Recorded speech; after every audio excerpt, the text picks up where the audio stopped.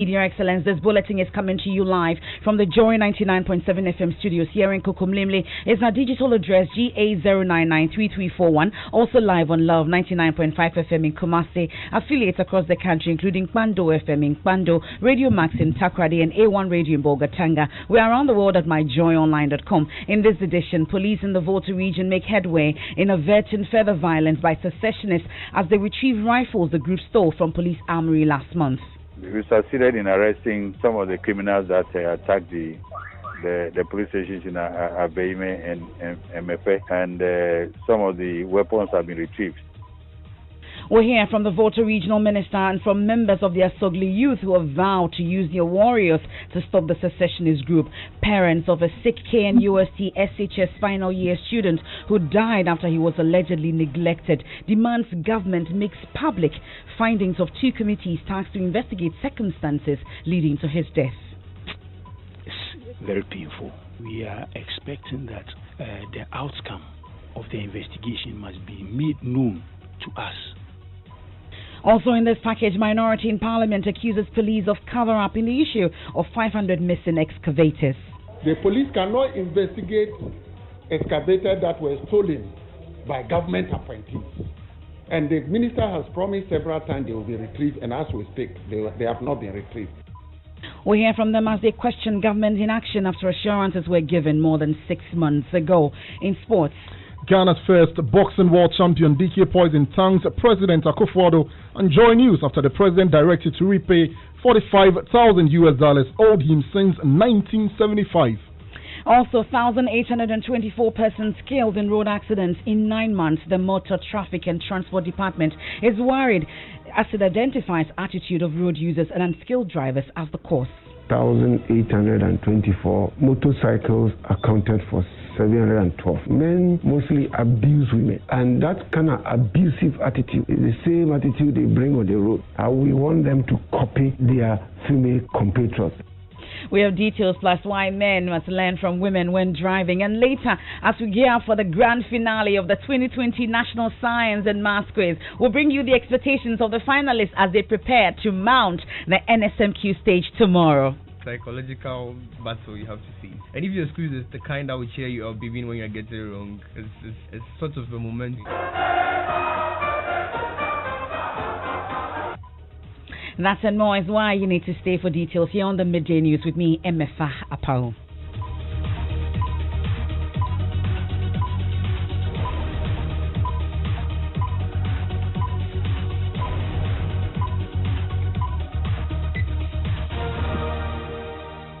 Thanks for your company. Now, very first story. The Volta Regional Police Command has retrieved some rifles from a young man believed to be a member of the Volta secessionist group that broke into the Mepe and Aveime police stations last month.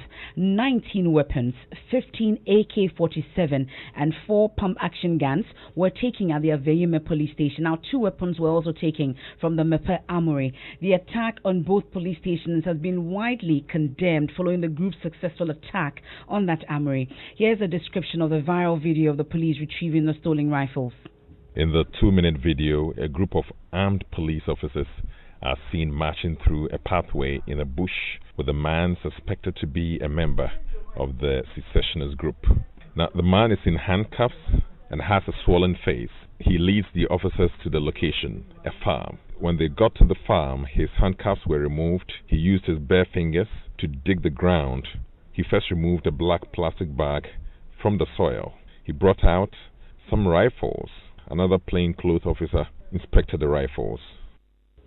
And that's details of that viral video of the police retrieving the stolen rifles. Shortly, we'll be joined by the Volta Regional Minister for an update on that situation. But while we wait, some youth in the Asogli state in the Volta region have performed some rituals to invoke their gods and deities to strike individuals behind the recent secessionist attacks in parts of the region. Now, the youth condemn the attacks and have backed the traditional authorities' offer to deploy warriors to complement efforts of the security agencies in dealing with the people behind the attacks. Yes, convener of the youth, Nutifafa Degbo. We, the Asogli youths and warriors, having analyzed the negative impact these disturbances could have on our region, creation of anxiety and insecurity, wastage of scarce national resources on maintenance of security, threats to disruption of voting in the Volta region during the forthcoming December 7th election, among others. We therefore want to lend our fullest support to the call by our traditional leaders on the warriors to rise up and protect its citizens, to complement the efforts of the state security apparatus, since the Voltarians as foreigners. We have therefore initiated a series of spiritual exercises in readiness for the task ahead, and would invoke the gods and the spirits of our ancestors to strike any leader who is betraying the people of the Volta region for his or her selfish gains. And that's the convener of the Asogli Youth, Nutifafa Degbo. And we've been talking about the Volta Regional Police Command retrieving some rifles from a young man who is believed to be a member of that group. And shortly we'll hear from the Volta Regional Minister, Dr. Archibald Lecha. But whilst we wait, parents of a sick KNUST SHS final year student who died after he was allegedly neglected is demanding government makes public findings of 2 committees tasked to investigate circumstances leading to his death. Sam Lennox Richards, a final year business student of the school, complained of severe stomach ache but died later at the hospital after being left unattended for 3 hours on campus. Authorities are yet to make public findings of the investigations 3 months after that incident. Prince Apia visited the family today, and here's his report. I've always been telling my wife that Leonard is resting in the arms of the Almighty. It's been 4 months since the passing of one Leonard Richard Sam, a student of the KNUST Senior High School. We are here to speak to the parents to understand their frustration and how they've been coping since the passing of their beloved Leonard Richard Sam. Mother of Leonard Richard Sam still mourns her son, described as brilliant and exceptional by his peers. Sam, a final year business student of KNUST Senior High School, 7 July 2020, after suffering stomach pains for more than 3 hours without proper medical care. His mother, Comfort Bedu, shares the pain of losing a son who had barely completed school.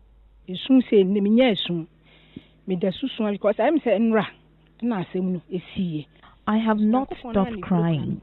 Now, I am unable to sleep because it is as though the incident happened yesterday. It is God who keeps comforting me, else I would have been dead too. Because now, anytime I hear the names Wayek, Wasi, and KNUST, I get frightened.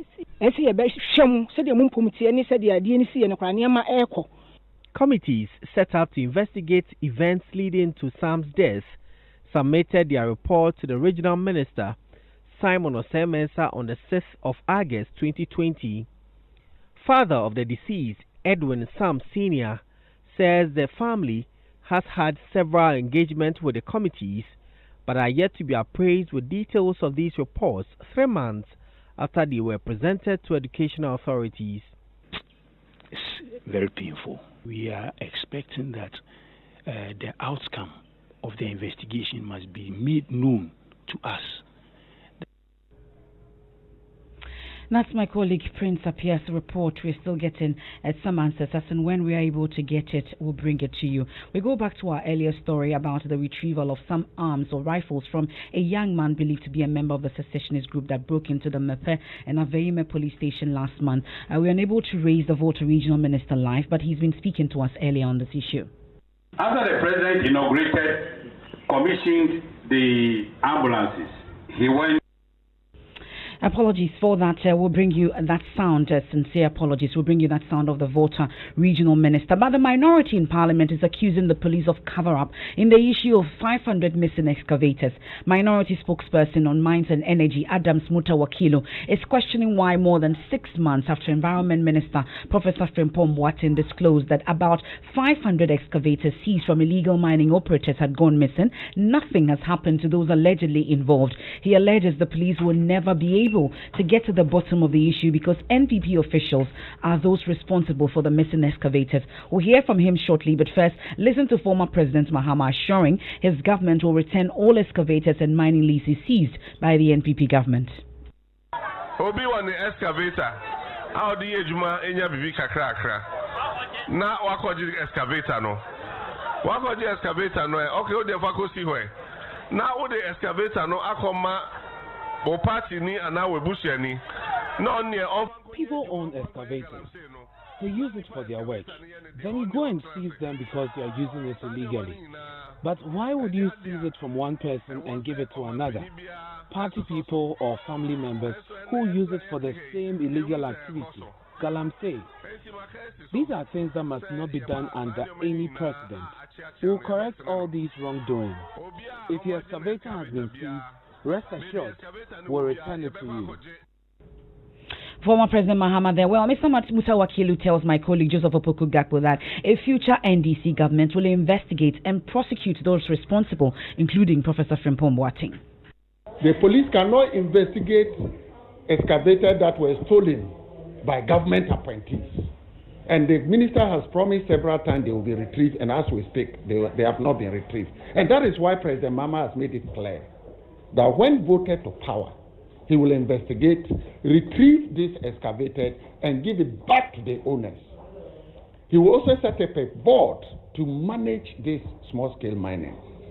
And that is the way to go. And to ensure that he restores these people to be able to do legal, properly managed mining in this country. And for you, then what happens to those alleged party individuals who are behind some of these activities to the use of beyond retrieving and giving them back to That is why the first thing is to investigate. So definitely when you investigate, punitive measures will come out. So you're likely to see prosecutions here? Definitely. People will be jailed for robbing others in the sake of fighting Galamsey and worsening the Galamsey situation in this country. The Galamsey situation now is worse than before. Possibly including the minister himself, Professor Frimpong, who disclosed the 500. He confessed. And he himself has a company that is into small-scale mining. And we'll do the proper investigation on that as well. Nobody will be left out. President Mahama will ensure that the right thing is done, there is transparency and accountability and respect to these missing excavators. That's Adam Mutawakilo, is a spokesperson for the Minority on Mines and Energy.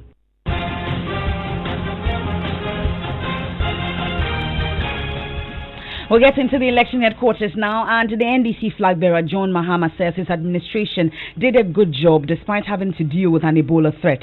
At the launch of his campaign as Teshirioso in the Western region, the former president said he grew the economy by $14 billion as compared to the $4 billion by the Akufo-Addo administration. Mr. Mahama is promising to transform the economy by investing in technology if elected.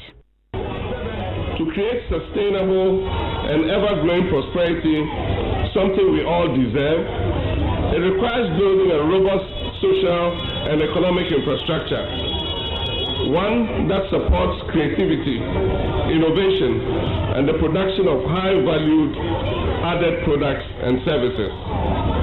The risk of becoming a country trapped in poverty is unfortunately boosted by the fact that while we're fighting hard to consolidate our status as a developing country, the advanced nations are in the middle of the fourth industrial revolution, transitioning from a post-industrial world to the world of smart technology, and from a production-based economy to a knowledge-based one.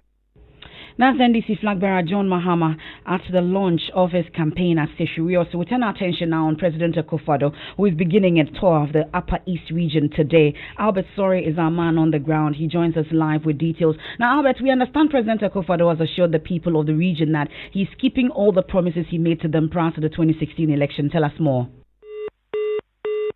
Unfortunately, we've just lost Albert Sori on the ground, but we can hear from the president. The promises I made to them before coming to office, I am keeping. It's important that the Ghanaian people see me as a man of truth, as a man. So I'm particularly grateful for the honor and the title you have conferred on me. Moran, the various things that you have put before me, the school bus, the roads minister has promised to be done, are all commitments that we shall keep. The development of the Palugu Dam project, My own understanding is that when we complete that project, it will be a major transformation of the lives of the people of the Upper East. That is my biggest concern, what we need to do to improve the livelihoods of the people of Ghana. I think a great deal on the impact of the Palugu Dam. And it is also the reason why we have put so much money into the program Planting for Food and Jobs. President Akufo-Addo there in the Upper East region. Now, Vice President Dr. Mahmoud Bawumia has also begun a 2-day campaign tour of the Western region. He will cut salt for the commencement of some projects and commission, which the ones that have been completed in the area. His first port of call will be at the Wassa at Tobiase in the Wassa East constituency, where he will interact with the chiefs and at a deba that will be organized in his honor. My colleague Natalia Kwanza is following that. But the running mate of former President John Dramani Mahama, that's Professor Nana Jane Opoku-Agyeman, is also in the eastern region, and every major development that has happened on my land can be traced to the NDC, and I'm praying to God for you to win so you can bring tertiary school to us. Those are the words of the Achim Across Chief Nana Kwabena Ofori to the NDC. My colleague Kofi Siao has been following Professor Nana Jane Opoku-Agyeman. He joins us live. So where else has Professor Nana Jane been to, and what has she been up to?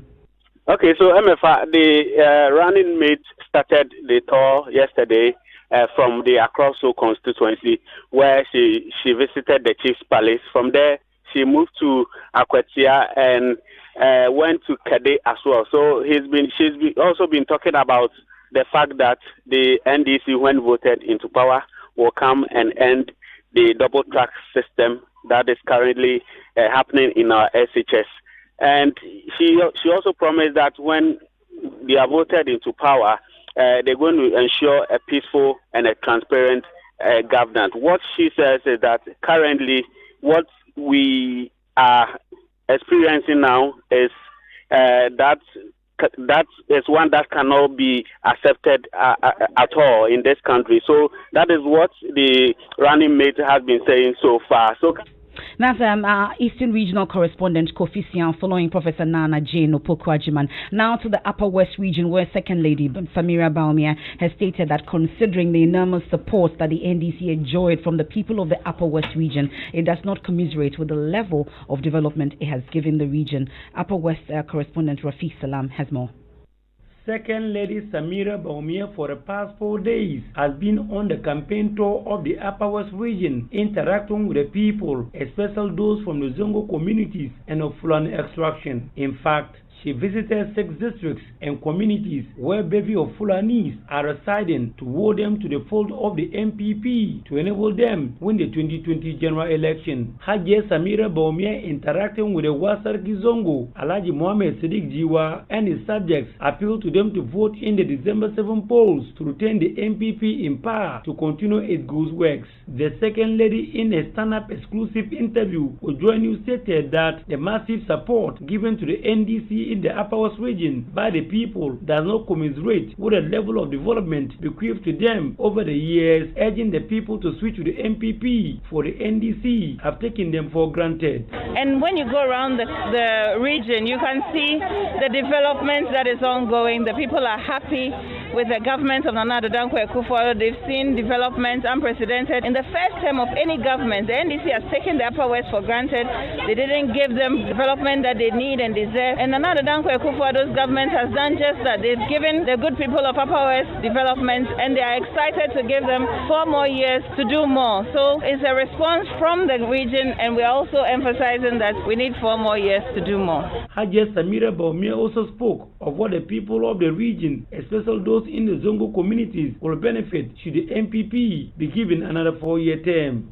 Continue with our policies for the Zongo Development Fund, which is expansion of infrastructure development in the area of education, sanitation, and the sports facilities that we're doing, the water projects, all of those good things that we're doing in the Zongo areas, especially with the free SHS project, which is also a good program to expand education in the Zongo areas. I worry especially in the Zongo communities with a low level of education, which is part of what is affecting development in the Zongo communities. So it's one of the flagship programs that I'm excited about for the Zongo communities, and that's what I'm reminding the communities about. Education is the key to development, and I feel like the Zongo communities are one of the major beneficiaries of the free SHS program. Reporting for Joy News, Rafiq Salam. Wa. And from Rafiq Salam, let's head to the EC headquarters here in Accra because we know that the General Secretary, Johnson Asiedu Nketia, that's the NDC's General Secretary, is expected to file the nomination papers on behalf of the presidential candidate of the NDC. My colleague Paka Wilson is at the EC headquarters. He joins us live. Paka, has that happened? I'm sure because of the rains there have been delays. Tell us more. Yeah, so Emefa, there were some delays. I decided to inquire from the EC the reason for the delay. Then the Public Affairs Director, Madam Silviano, communicated to me that the NDC had decided to postpone or reschedule the time from 11 a.m. as earlier advertised to 2 p.m. So what is going to happen is that the NDC will now come in and file the nomination on behalf of their flag bearer at 2 p.m., followed by the Progressive People's Party, who are scheduled for 3 p.m. to file their nomination. So for those who were expecting the NDC to file at 11, that is not happening now. They're going to file at 2 p.m., then PPP will follow. And that's my colleague Kwesi Paka Wilson from the Electoral Commission's headquarters. Now the Asantehene Otumfuo Seitu II is calling on traditional leaders to uphold the chieftaincy institution by staying neutral in all partisan affairs. This comes in the wake of political campaigning ahead of the general elections. Already, some chiefs have passed comments suggesting their support for some candidates. The Asantehene wants chiefs to see themselves as arbiters for the political parties. He spoke at a meeting of Ashanti Regional House of Chiefs in Kumasi. Drew Hornet, dear, and an harmony of a beer. So, yes, you had the uncle Frafra there, Necopa, Assam Naba. So, Yenina will be a Mayoque, will be our open, and so yes, will mean you any monk, Yebi. So, Yemi Aquasi and Cotuaba. And they were home to me. Name Mum CSC, Yamayoku, you and Makujina, we ate here, now we ate there. I'm gone and she said, no crime, may a And that's the Asantehene Otumfuo Seitu admonishing all chiefs to be independent arbiters as we start the campaigning for election 2020. This is the Midday News. You're on Joy 99.7 FM. It's also live on myjoyonline.com as well as on Facebook. Our top stories so far: police in the Volta region make headway in averting further violence by secessionists as they retrieve rifles the group stole from the police armory last month. When we return, we have sports and also 1,824 persons killed in road accidents in 9 months. The Motor Traffic and Transport Department is worried as it identifies attitude of road users and unskilled drivers as the cause. 1,824 motorcycles accounted for 712. Men mostly abuse women, and that kind of abusive attitude is the same attitude they bring on the road. And we want them to copy their female compatriots. Rightly said. And as we gear up for the grand finale of the 2020 National Science and Maths Quiz, we bring you the expectations of the finalists as they prepare to mount the NSMQ stage tomorrow. Psychological battle you have to face. And if your excuse is the kind that will cheer you up even when you get it wrong, it's sort of a moment.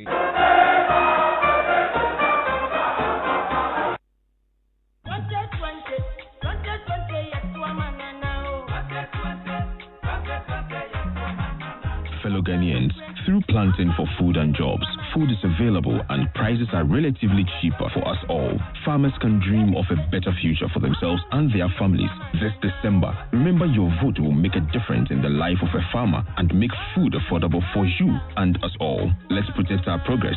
Vote NPP. Vote Nana Akufo-Addo for 4 more years to do more for you.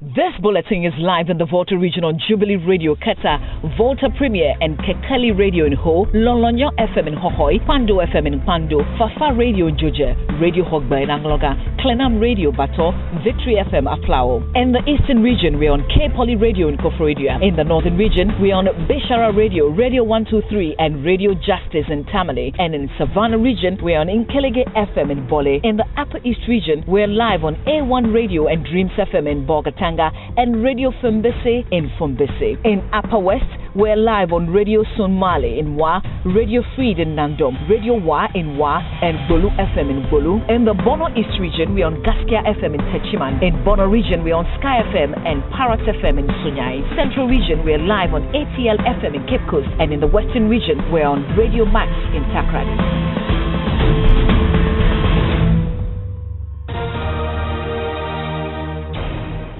And this is Joy 99.7 FM, and it's the Midday News. It's time for sports with Hans Mensando. Hello, Emefa. And DK Poison has expressed gratitude to President Akufo-Addo in Joy News after the President directive to repay an amount of $45,000 a boxer gave to the state in 1975 to purchase essential commodities in a period of great economic turmoil. Now, it comes after a Joy News documentary titled The Boxing Loan, which was produced by Nathaniel Lato, or Nat, watched the documentary with DK Poison and his family last night and filed this report.